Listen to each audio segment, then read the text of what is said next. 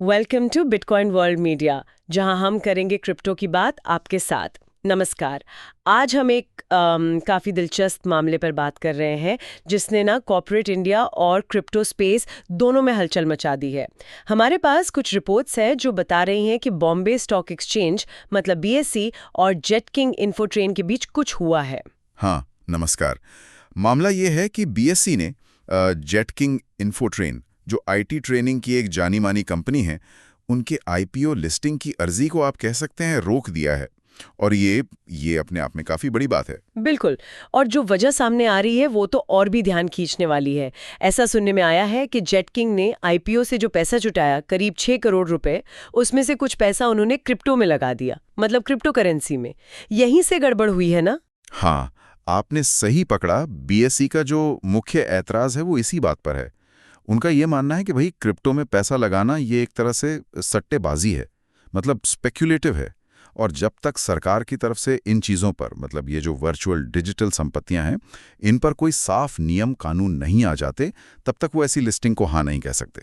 अच्छा, तो jet king क्या वो टेस्ला या माइक्रो स्ट्रैटेजीज जैसी विदेशी कंपनियों की तरह सोच रही थी कि अपनी कंपनी का कुछ पैसा, ट्रेजरी का पैसा, डिजिटल संपत्ति में रखें?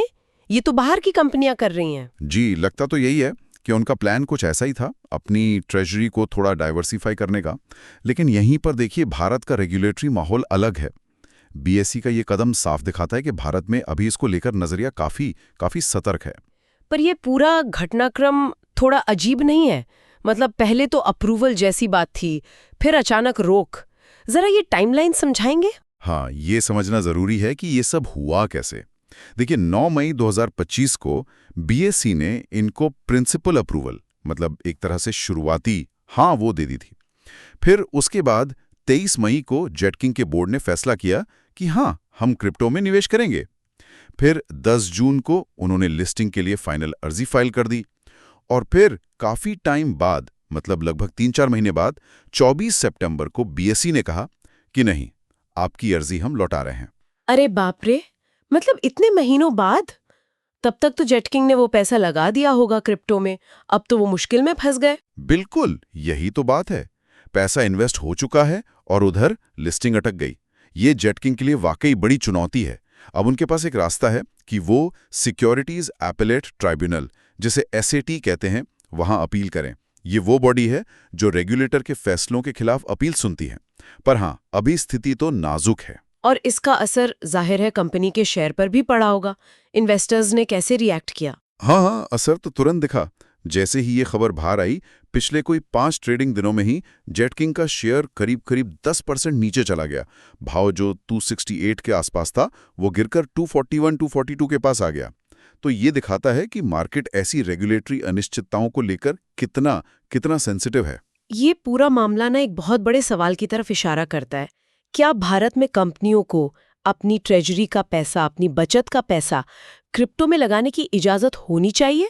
दुनिया में तो हो रहा है, पर यहाँ रेगुलेटर हिचक रहे हैं। बिल्कुल, यही इस पूरी कहानी का क्रक्स है। भारत में इस पर कोई क्लैरिटी है ही नहीं। और मजे की बात देखिए, एक तरफ तो रिपोर्ट्स कहती हैं कि आम भारतीय क्रिप्टो अपनाने में दुनिया में सबसे आगे हैं, लोग खरीद बेच रहे हैं। लेकिन दूसरी तरफ जो रेगुलेटर्स हैं, वो शायद थोड़े डरे हुए हैं। हो सकता है हाल में जो कुछ फ्रॉड हुए, जैसे वो राज कुंद्रा वाला मामला था, या कुछ एक्सचेंज हैक हुए थे, वजीर एक्स, कॉइनडीसीएक्स का भी नाम आता है शायद, इन सब वजहों से वो कंपनियों को लेकर ज्यादा सतर्क हैं। तो चलिए अब अपने श्रोताओं के लिए एक सवाल जवाब का सेगमेंट कर लेते हैं इस टॉपिक पर। क्वेश्चन: बीएसई ने जेट किंग इन्फोट्रेन का आईपीओ क्यों खारिज किया? आंसर: क्योंकि जेटकिंग ने आईपीओ से जुटाए गए पैसों का कुछ हिस्सा क्रिप्टो करेंसी में निवेश किया था।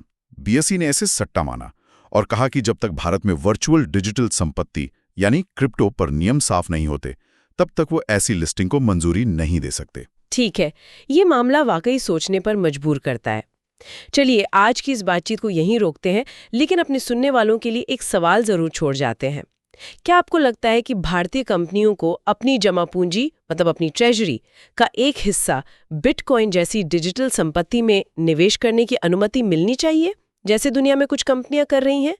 या फिर हमारे रेगुलेटर्स का जो ये सतर्क रवैया है वही ठीक है? सोचिएगा जरूर इस पर। अगली बार फिर मिलेंगे कुछ और नई जानकारी के साथ। डेली न्यूज की जानकारी के लिए हमारे चैनल को सब्सक्राइब कर लें, जल्द ही मिलते हैं एक नए टॉपिक के साथ। धन्यवाद।